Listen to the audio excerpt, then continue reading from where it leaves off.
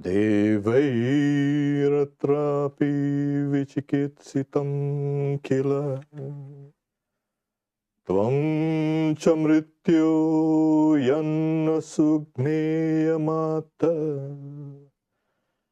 Vakta chasyam twadriganyo nalabhya Varanam mesha varastritiya.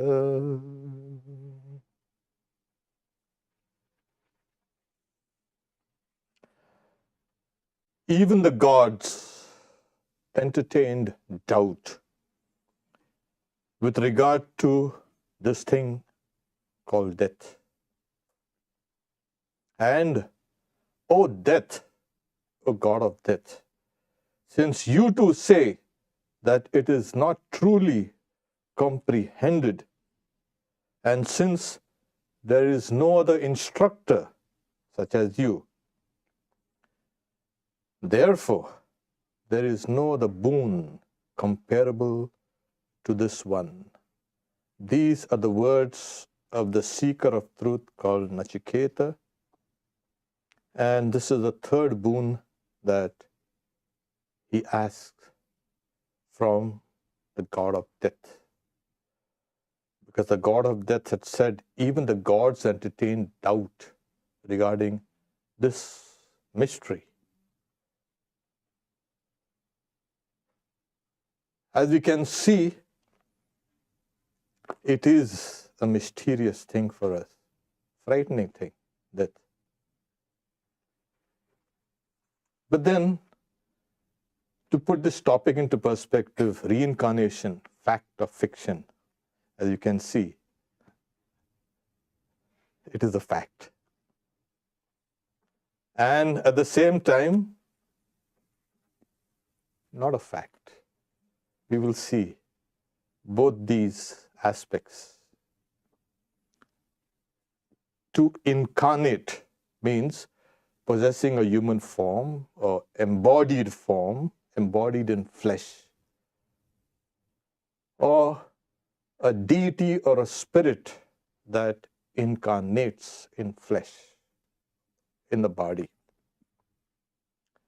So in the simplest term, it's an idea of an individuality that survives death.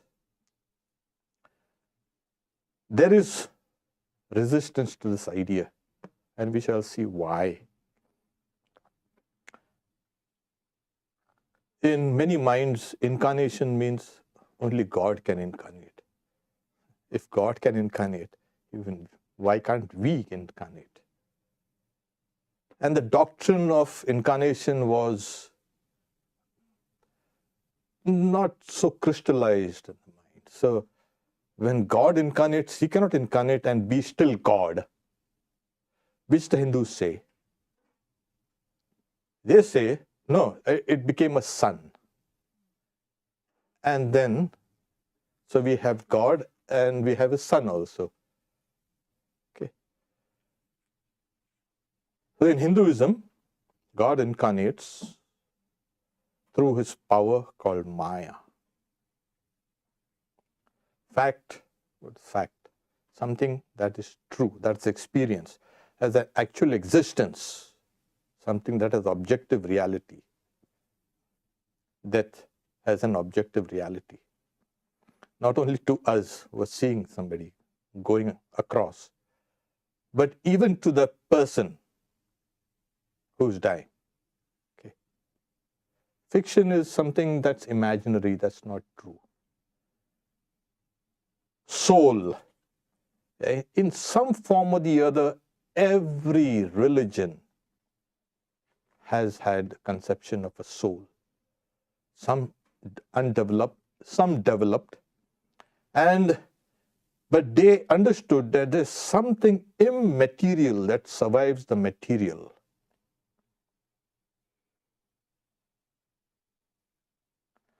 So the doctrine of reincarnation or the transmigration depends on the conception of the soul.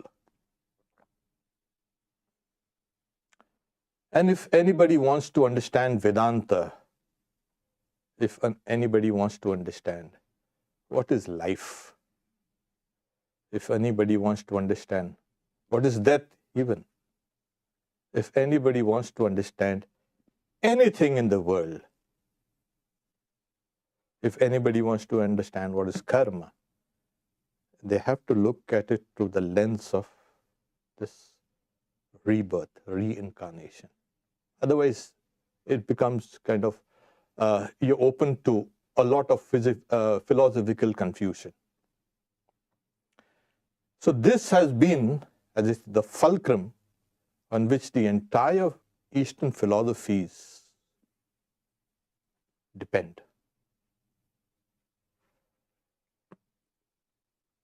And we can see the burden of spiritual ignorance that we carry about.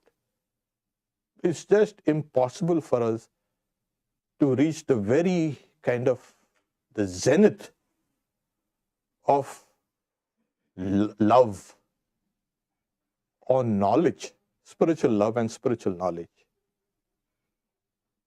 which can actually stop the chain of birth and death. So as we progress a little, and we called away, come away, we don't have to bother about this. And then we start over again and again and again. Yes, the scriptures say, don't worry, kalena atmani vindati. In time, you will know the Atman. And it also says, bhavanam janmanam ante. At the end of many, many births, this person will realize what reality is.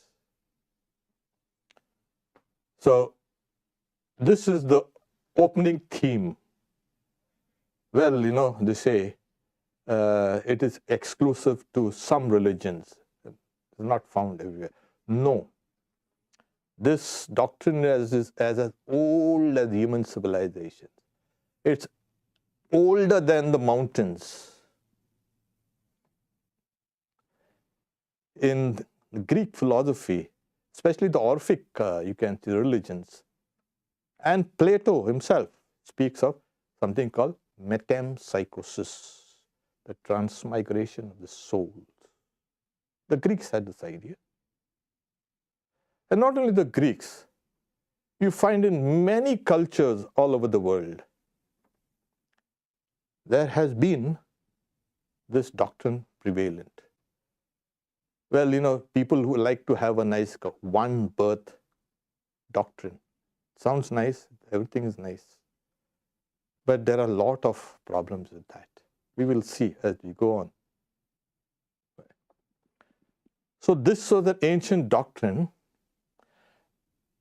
It used to appear as ancestor worship, rituals for the dead, etc. Wherever you found this kind of worship of the dead and worship of the ancestors, there is a trace of something that survives the bodily destructions. And what its path is, that of course it depends on whether you want to go to the happy hunting grounds like our Native Americans. You can keep on hunting for eternity. Or you can go to Odin's heaven, where you can have a happy hunting ground, hunting those wild boars. And then they hunt it, and then they come back, and then they feast, and the next morning the boar again takes a form, and again the chase begins. So they are happy chasing wild boars. That's their heaven. And every culture has had their own ideas of heaven. Heaven means, yes, you are going to go there. You are going to survive. And that is what it is. So in many cases, we find this doctrine was subverted, quashed. But even in the early church, we had the old Christians, they believed in this reincarnation. So when it was pushed out of public eye, then what happened was it did reappear in the form, in folklore, in mythologies, in stories, and especially in the dark arts, as they say, the black magic and people who dabble with all these kind of mystic things, It did appear in that, and that is what remained a kind of an area where sensible people would not go. And so the idea of soul, etc., did not develop because it was bad, it's dangerous, etc. Okay. So this one birth doctrine has one problem, biggest problem. Okay, you are going to first live a life, an ethical life first. And that brings in the doctrine of karma. You are going to live an ethical life, and then you eternally can reap the rewards in heaven. The problem comes in, if you can perfect even your evil actions, even then you're going to eternally reap the rewards in a place called, we know what that place is, which we want to avoid at all cost. And that became the real, you can say, pillar of religions. Because how to avoid that place? So religion focused on prayers of intercession and grace and going to this pilgrimage and that saint and this god and that goddess. People started having recourse to this. So if you have an eternal heaven, you've got to have an eternal hell. However, they said, yeah, the soul attains to that perfection through something called good actions, good thoughts, good words. So it kind of resonates with Vedanta. We're saying, yeah, through karma, you can liberate yourself. Okay. So this doctrine of, you can say, karma, it's not exclusive only to Vedanta or Hinduism. You find it in Buddhism, you find it in Jainism, you find it in Sikhism, you find it mainly in the Eastern religions. But some of these religions, they don't have a personal God at all. You don't need a personal God who guides your destiny and keeps on watching you, what you do everywhere. Oh, they have something called karma. That is the policeman here.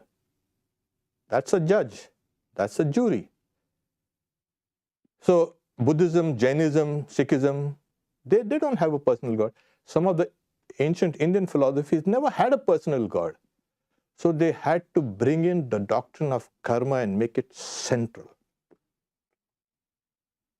And this is what is called samsara. Samsara is, you repeatedly come and learn your lessons. If you don't learn your lessons, you're going to remain in that wheel. And you're going to go round and round the path of learning. It's a learning process. And so this doctrine, as I said, became central. And not only that, it's not only a kind of esoteric doctrine. It's nothing but a doctrine of causation. You do something, you will get something. And the law of causation also governs everything. Everything in this universe, physical and mental, everything. So I do something here, and then at another point in time and place, I get the result, the fruit of that action. So the law of causation is also linked to the laws of time-space. So these three are guiding everything in this universe. Everything tangible and intangible is guided by these laws. So they extracted the doctrine of karma from these existing laws. This also brings us, if we are going to survive, what survives? Well, you, essentially you, because as the Bhagavad Gita says, Vasansi jirnani, like when your clothes get worn out, you discard them and you put on new clothes. Similarly, you discard worn out bodies and put new ones. As simple as that. Not simple as that, of course.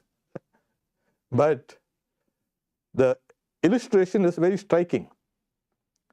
And the other scriptures also says that this you is not born and does not die.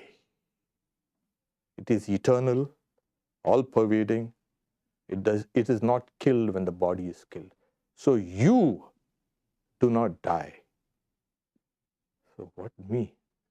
So the part of me that's very subtle.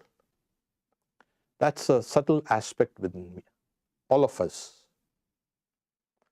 So it has all what you are, and then it goes from one place to another. What do you take along? You take along your past experiences, your knowledge, and your work.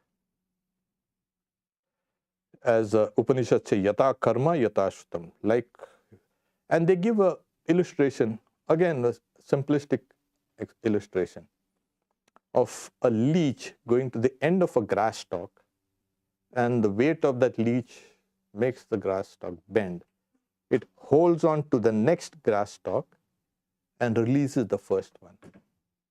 So that's how we actually leave this place, and we need another support immediately. So you cannot have any place without any support. So it goes there. Okay. As I said, this whole thing is nothing but a churning, a process, a mighty process going on. And we are ignorant of many things. The very fact that we are going to have a rebirth means, according to Vedanta, you have not understood the reality yet. So there is a trace of ignorance. Not only trace, it's a big aspect. So in Vedanta, we have something called a subtle body, that's you. And another aspect of you is ignorance. Yesterday we were mentioning it. It's more like non-knowledge. Non-knowledge of what? Of the reality. So this is how we keep on moving from place to place to place to place. Okay. What is the proof of reincarnation? Yeah. Now everybody would like that too. What is the proof? First is, let's put it this way. Many people have heard about near-death experiences or out-of-body experiences. And the people who experienced these episodes, they are firmly convinced that there's something that survives death. Death then has no terror, and they become loving and kind and unselfish. Their entire perspective of life changes. And there's literature, hundreds and hundreds of books, and also on YouTube and movies, etc., etc. So these things are. Secondly, There is something within us that tells us we are going to survive this death. The idea of immortality is there in each and every one. And because of this idea of immortality, there is a fear of death.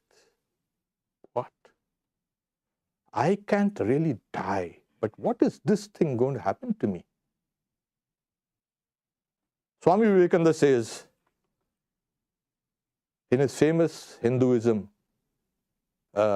lecture at Chicago, 1893, says, "Am I then nothing but a combination of material substances?"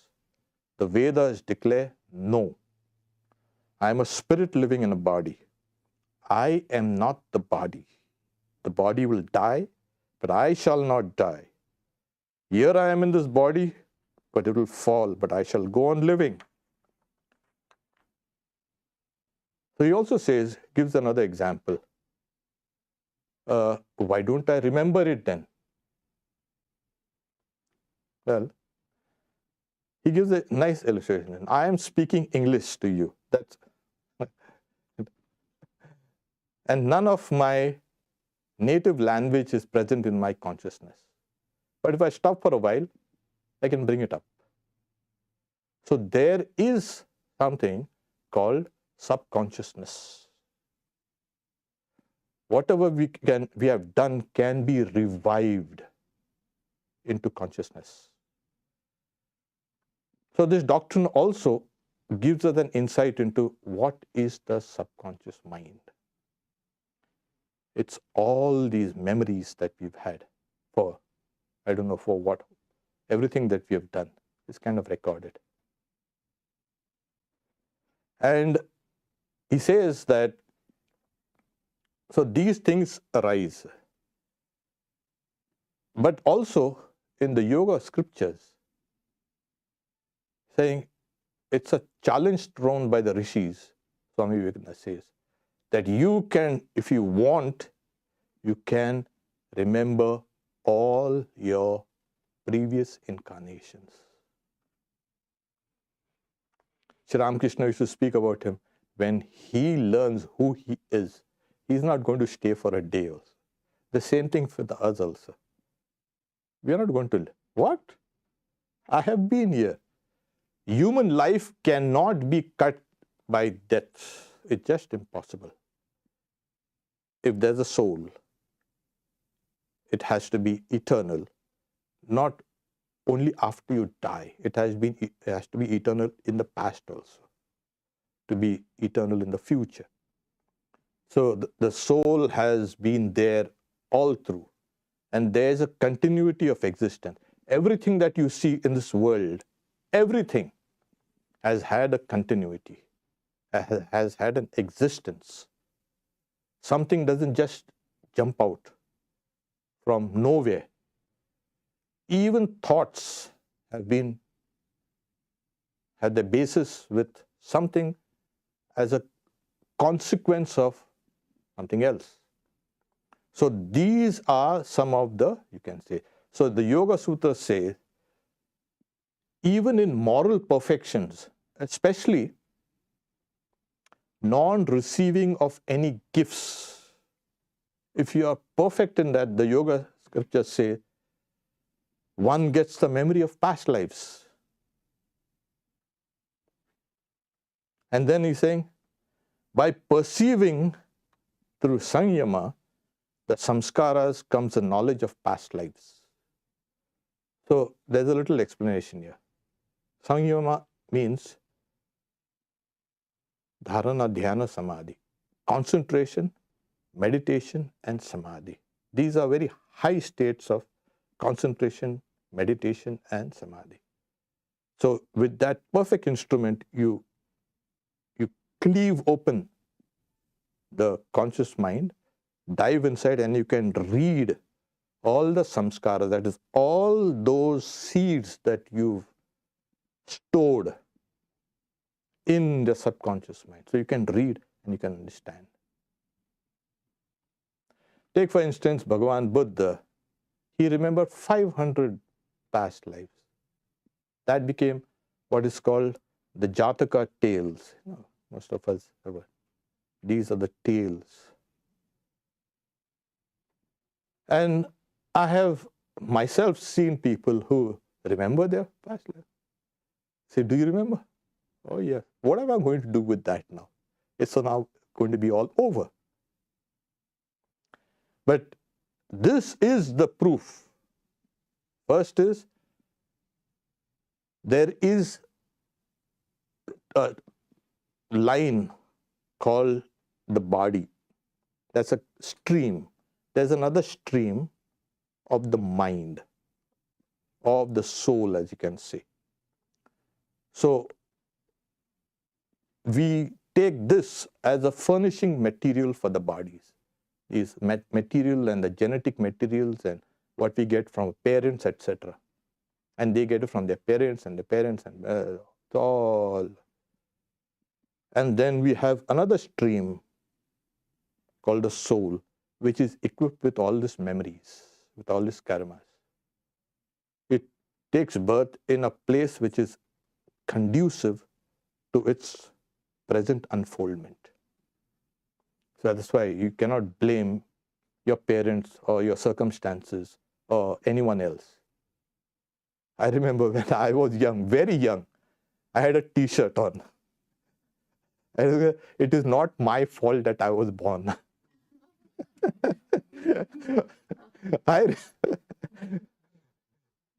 So some of the elders came, whose fault it is then? And there was a friend who was a little philosophical. No, it's your fault. You don't put the blame on someone else. I remember. So we seek out the most appropriate circumstances dictated according to these samskaras. And yoga has the power, the fire of yoga, as the Upanishad, burns the cage of sin and a person becomes immortal. So all these seeds which might germinate are burnt by the fire of yoga. But that's another topic reserved for another day. So you can read. So that's why the yoga scripture says, the third chapter says, you can understand. You can read everything that you've done. So you will understand that we are at the crest of a wave and we are sometimes down in the bottom of the wave. We are rising and falling, and you'll see all these things. Then it will come like the power of thunder, this idea. And when it comes, that is a blessed day. You'll see the entire, you can say, line of births that you've had. All of us have the feeling, I don't want to be born again, reborn again. I've had enough. And then we forget. That's the problem. It's there in every one of us. I don't want to be born again. We have to go through that same cycles again and then push a little further and then stop again. Oh, once again? Yeah, once more. Go about it. See, time is infinite. You can take your time. In Vedanta, they say everyone, everything will, in the ultimate analysis, reach that goal of knowing this is samsara and this is freedom. So everyone will be liberated, don't worry about that.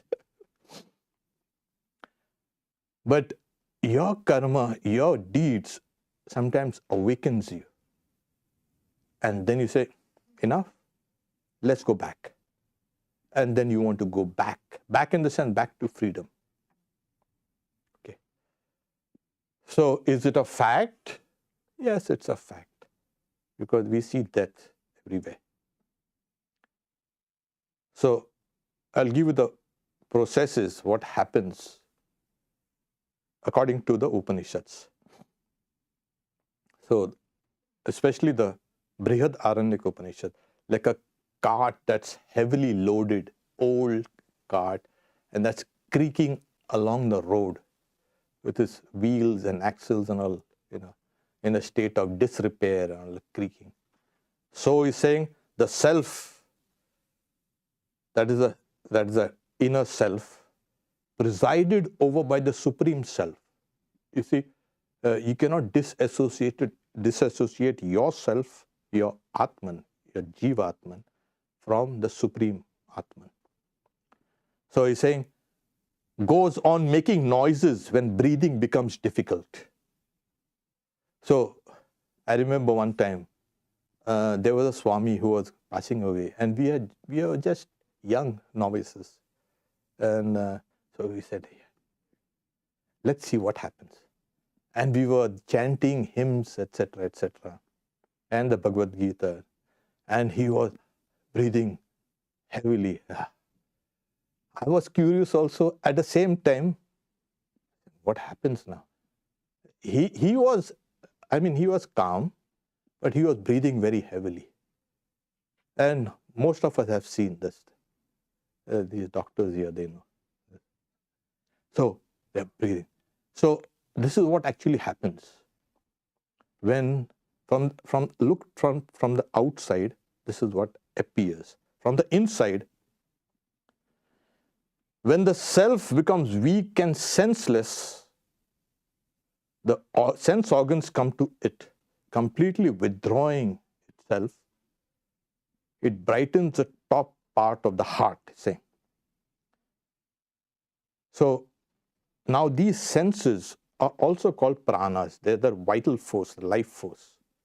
They're saying the eye becomes united with the subtle body. Like I said, there's a subtle body. The eye becomes united, and then we say, oh, he can't see. The ear becomes united, and saying, can you hear us? No, there's no response. The intellect becomes absorbed in it. He does not know anything. That person is breathing heavily all the time. And then he's saying, the sense of smell and touch and all these things, these sense organs are being absorbed in the inner self. It's like the horses being yanked, pulled back inside. Come on. And the senses are kind of illustrated like these horses. The reins are being drawn inside. Come back inside. It's time. So all the senses, the motor and the sensory senses, are being absorbed in the subtle body through the pranas. Okay. And then it comes, it all converges here. And the top of the heart, that is, the heart is that intelligence.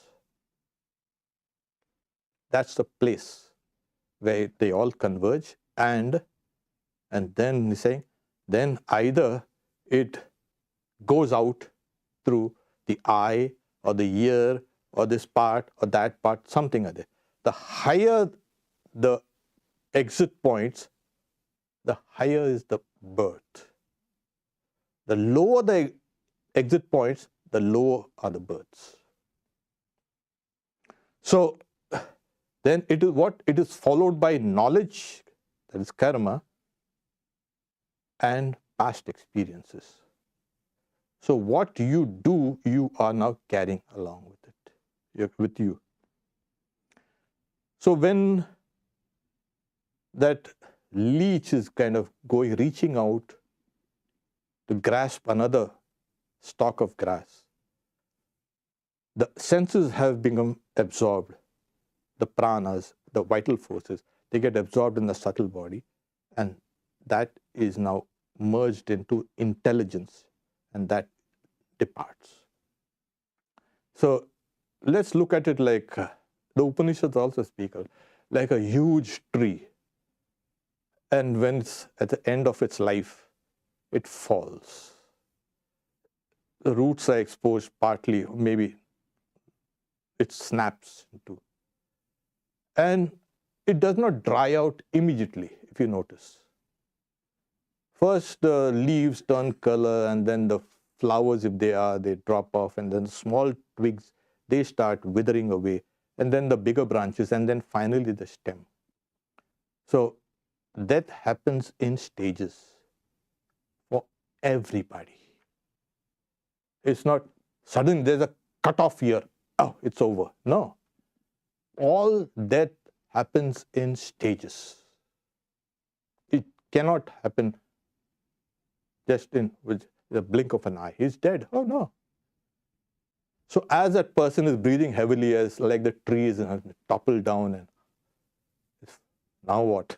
Now, so then he's saying, at that point, there are these, they say, we don't know how it is calculated, but 72,000 very fine, you can say, what do you call, astral tubes will be better. It's like they're spread around you in the physical as well as the subtle body, like a fishnet. And those astral tubes, technically in Sanskrit, it's called nadis. It comes from the word nad. You can hear them. Okay. So those nadis have got different colors. Some red, some blue, some purple. Yes. The harita, lohita, pingala, etc. Brown, green. Okay. Just it's technical are there. So these nerves, these called nadis, they are called. Subtle, very subtle nerve. It's like the width of an hair split into 1,000 parts. Fine. So they start retracting the contents. All the contents are being retracted because those colors are the various colors of your karma. This actually is what gives color also to your astral body. Now, people can see your aura. There are some people who can see aura. So depending on the color of these nadis, nerves, the color of your aura reflects that. Okay. So this is explained in one of the Upanishads, one of the oldest Upanishads, one of the newest Upanishads, new in the sense, of course, more than 3,000 or 4,000 years. So they say shatam cha eka hridaya sanadi. So there are 101 nerves. If you leave from that one nerve, nadi, which is called a shushumna, you get liberation. But if you leave from the other 100, you're going to come back. No doubt about it. And then they're saying that breathing is going on and that person now understands. If that person has led an ethical life, there is no fear. There is no doubt.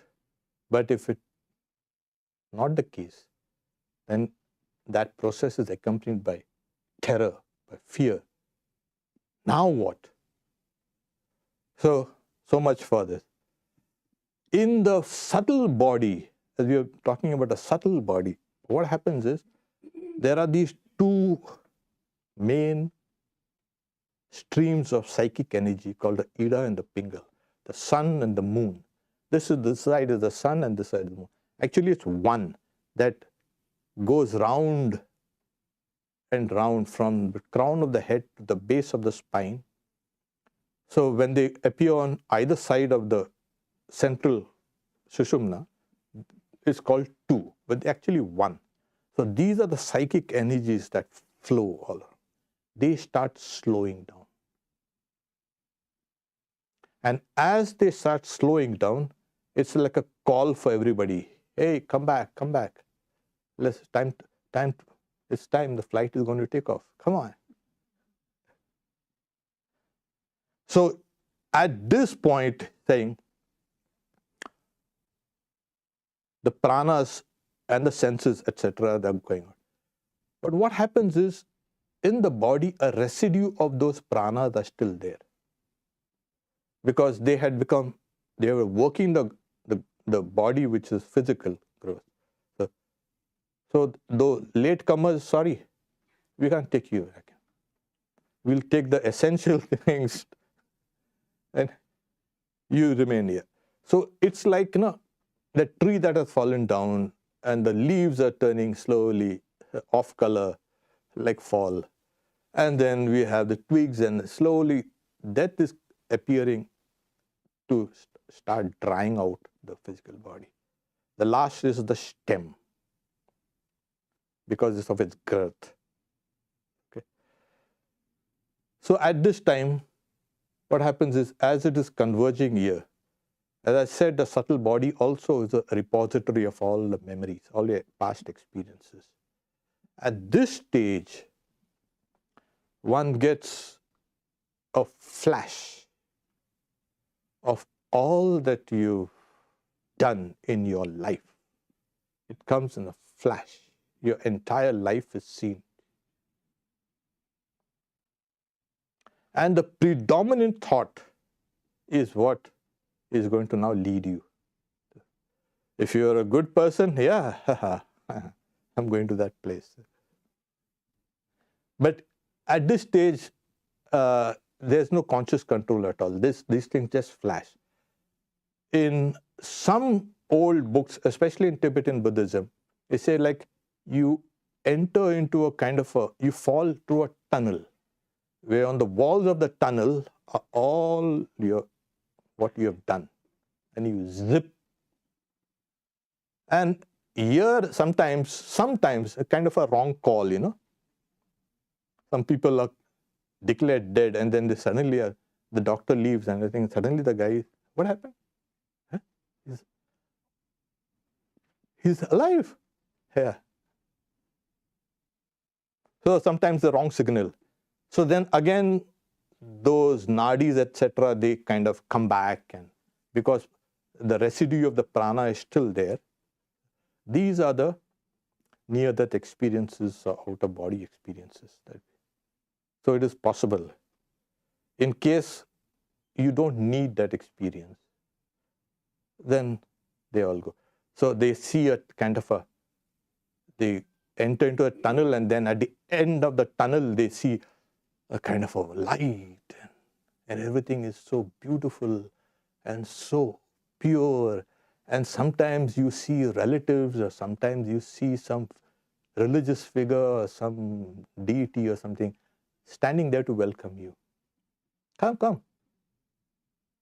Of course, that let that be for another day. In fact, I had spoken about it, what exactly happens, and then. So there are people who look at that vision, have that vision, the tunnel, and there's a meadow and beautiful. So I said, where's the meadow come from? You cannot have a meadow, green grass, and everything green and blue and everything. They use their old memories to describe certain things. So they say, oh, everything. But all of them unequivocally say, there is a being which is all love. And there is no fear, and that person calls you by a name. And then you go. Sometimes it's your dear departed, can say, parents or someone who are waiting for you.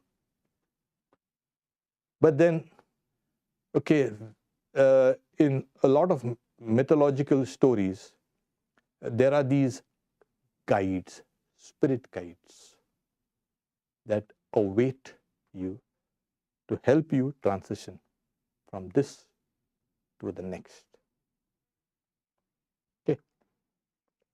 Okay. So what happens is there are the 5 pranas: prana, apana, vyana, udana, samana. So prana is that which helps you in the breathing. Your breathing is labored, then the breathing stops. And as it stops, you're not dead yet, but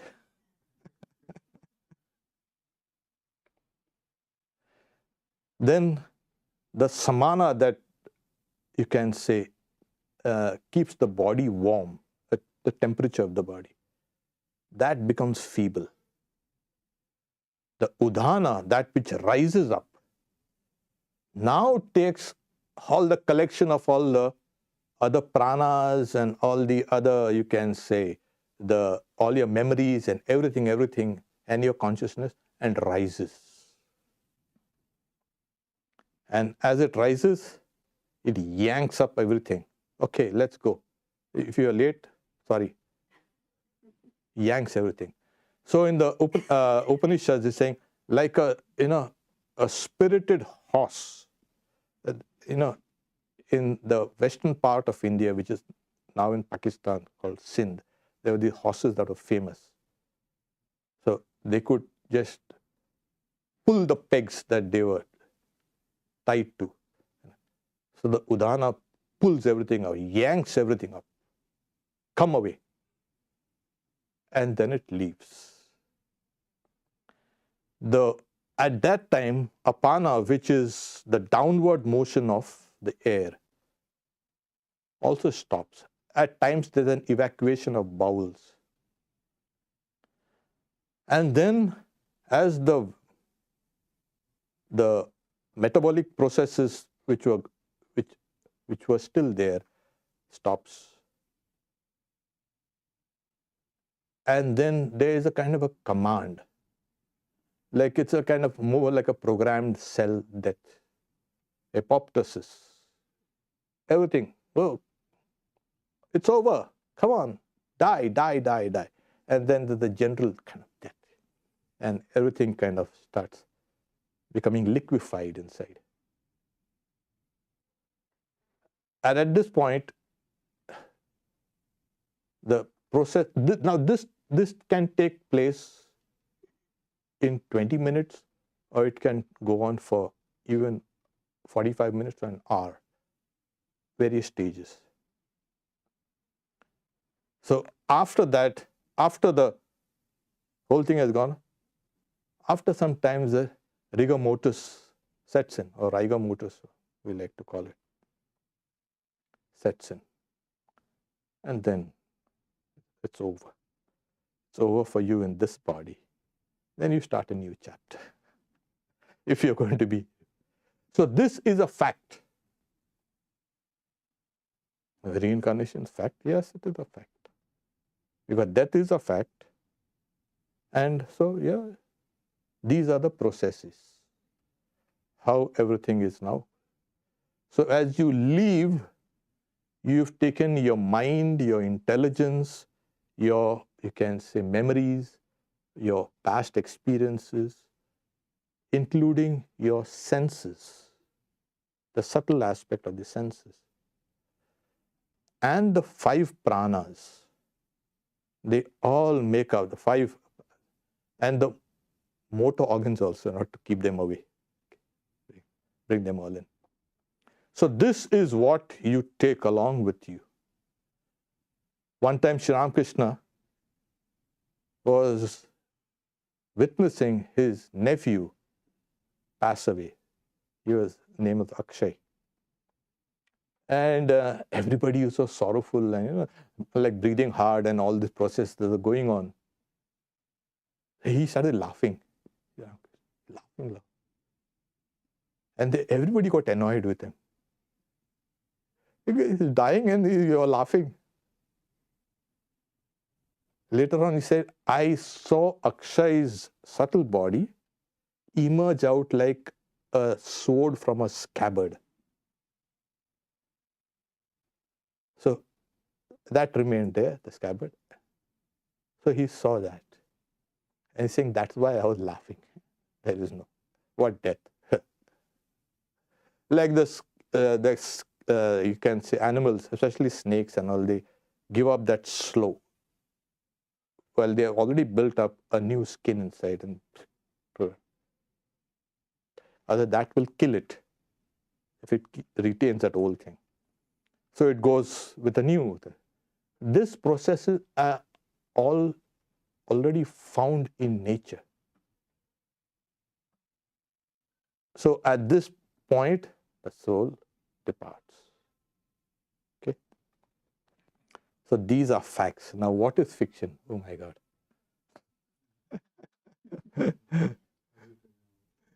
No, I'll cut it short. Fiction is fiction. You don't need to discuss it.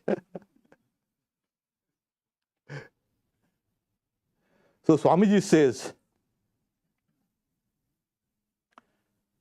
there is no birth. So he says, there is no I, no you, no God, no man. The I has all become, the all is I. So when you come to a stage where you attain enlightenment, the first thing that you see is, you see the entire life. You see the thing, can you revive all those memories? Yeah, you can. At the last point, when you are enlightened, I mean real enlightenment, spiritual enlightenment, you see the entire sequence of all your lives. They come to you. Like individual death gives you the memories of the present lifetime, that gives you the entire sequence. You see it. Ah, but the soul has now become awakened, and it will see this entire scenes as a kind of an illusion. And not only that person's past lives, but the world also appears as another illusion. Everything appears. There you find nobody is really born and nobody really dies. As the Bhagavad Gita also and the Upanishads say, na jayate mriyate va kadachit. It is not born, it does not die. Nothing arises from it, and nothing is absorbed by it. It is eternal, infinite. It is not killed when the body is killed. So at that level, reincarnation is a fiction, including all the heavens and the hells and gods and everything. Everything goes away. Personal gods, of course. All those things have gone away. So I quoted that Nachiketa, that boy, he goes to the god of death, Yama. And the first thing, he wanted to know the secret of death. And saying, who can be a better teacher than you, death yourself? And we know what death says. There is no such thing as death. What a big disillusionment for this young boy. But later on, first he says, death is a fiction. And later brings it down and says, yes. Yoni manya prapadyante, stanu manyayanti, yata karma. So some are born in different bodies, also in stationary things, like trees, etc. The yata karma, yata shul. Like is your karma and like is your knowledge. So you go out there.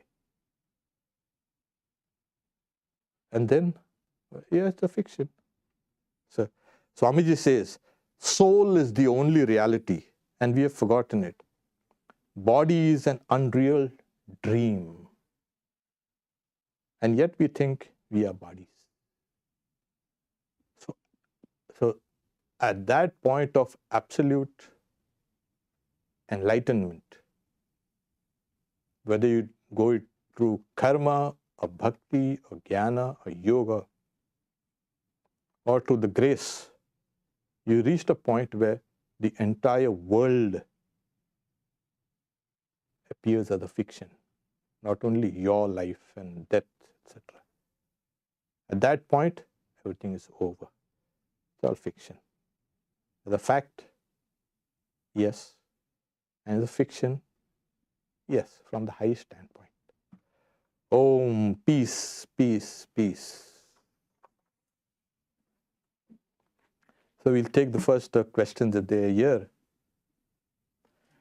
Swami, what happens if you die in a very violent or sudden way? Oh, that is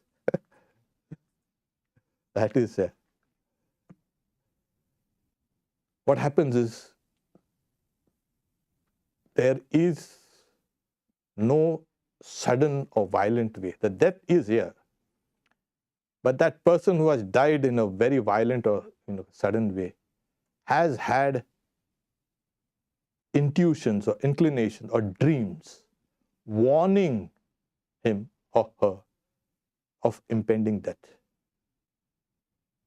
Death is very compassionate, the God of death. He won't take you by surprise. We say, oh, suddenly he died or she died, suddenly. It never happens like that. You get intuition. You understand. Yeah, something is telling me I might better be prepared for this eventuality. And when a young person or something like this at sudden death, that person does not understand or you can say acknowledge those voices. What happens is, being suddenly cut off by death, that person emerges out and that person is confused. And it sees its body. It's all broken and cut and whatever, violent death comes out, and it hangs around for a while. So one of these, you can say, rituals that we do and we are familiar with. Like it's called, in Hindu, it's called Shraddha. Shraddha is important. So generally it's after 11 days, sometimes it's after 13 days. So that soul is asked to leave this sphere and go back to your path. Generally, the first thing that happens is, like I said, the memories come. Then there's another stage called forgiveness. Whatever has been you have done against people or people have done against you, you've got to forgive them. Otherwise, you're going to get caught up there. So these are the ones that are stuck up. And prayers actually liberates you from this kind of the shell that they are in, they find themselves in. They're trapped. So they get out of this. So either it's a rituals that we have or even prayers, etc. So they release you from this physical realm. Okay. It is, we see all these things happening. People with violent deaths. So there's pain associated in the subtle body that suddenly that has happened. And there's a confusion. And not only that, when the pranas are in a very dominant, you can say, way, and suddenly it's being cut off. These people that come out, they become something like these disembodied souls. And then they're told, hey, you get away from this. Because they've lost track of everything. That's, you don't want to dwell on that. But then, like I said, if something like this happens, then pray. It really, prayer is very powerful. So, yeah.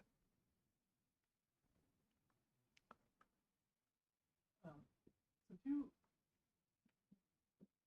you break down an experience into, let's say you've got a gross version, a subtle version, and an essential version of any experience. And let's say you play that out into this notion of reincarnation. Is it more powerful to have a essential understanding of your past experiences versus gross, because then you simply know how to apply it in the moment, versus a gross experience you may not understand how it applies in the current moment? At that stage, you have no control over your thought processes. So as the scripture says, yam yam vapi smaran bhavam, like what you have practiced, have done throughout your life, that thing appears. Suppose you have been meditating and that deity will appear to you. You don't have that conscious control over anything. So at that moment, if you're going to use, okay, during that experience or even before that experience, I'll try to kind of find out. You will find that your intelligence or intellect does not penetrate even some things that you have done even in your childhood. You've forgotten all these things. They are there, but you've forgotten it. So at that point, nothing works. It's only your past, you can say, karma, that it runs down like, down the hill, unstoppable. So these processes that happen, they've been happening and they happen all the time. So even if you try to put on some brakes or something, nothing happens. Of course, now again here we have instances where people have said, okay, like one Swami was there. Could you all come this evening after your Vespers? So the monk said, no, you see, we are busy with this, we're busy, I've got this duty and that duty. Okay, tomorrow? No, not tomorrow also. We've got this celebration. Day after tomorrow. And he kept on looking at the calendar, okay? And after 15 days, everybody found, okay, that day is kind of, we are free. So come back to my room after the Vespers. So all these guys had gone after the Vespers. They all say, okay, you all chant Ramakrishna's name and see you all then. Goodbye. Yeah. It was nice when as long as it lasted. And he gave up his body. So you can delay it. That also, but not an ordinary mind. This happens at a very high stage of, you can say, where you can stop death or delay death and push it on. So I hope I've answered your question. So we'll discuss it later, the finer details. Because what happens, everything is being absorbed. You have no control over anything. These processes take place in a kind of a sequence, automatic. As I said, there are these guides that there are some people who really believe that the entire process is guided. You come out also, it's guided. You get out also, it's guided. So we find one instance in the Upanishads again. Come, they're saying, ehi, eshavatva amritasya sukritasya loke. Come, this is the fruit of all the good works that you have. Come. So there are these guides. So they won't let you, hey, I don't want to go there, I want to go here. Okay. So,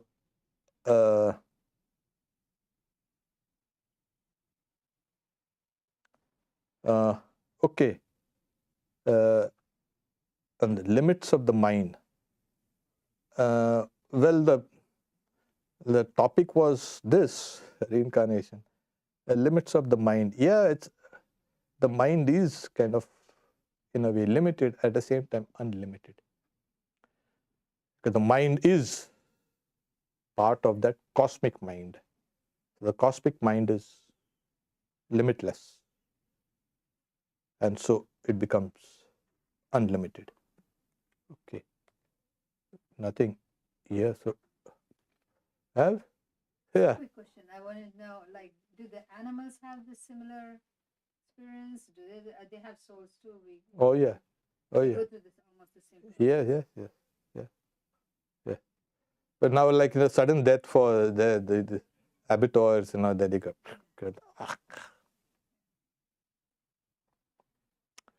they go through everything. You know what happens is, if it's happening to us, it's happening to everything. There are these processes. The sequence might not be the way it's happening to us, because we don't know really. But if it's happening to, because everything in nature is repetition, keeps on repeating itself. So it's happening, yes. Okay. So Om Shanti Shanti Shanti Harihi Om Tat Sat Shri Ram Krishna Arpanamastu.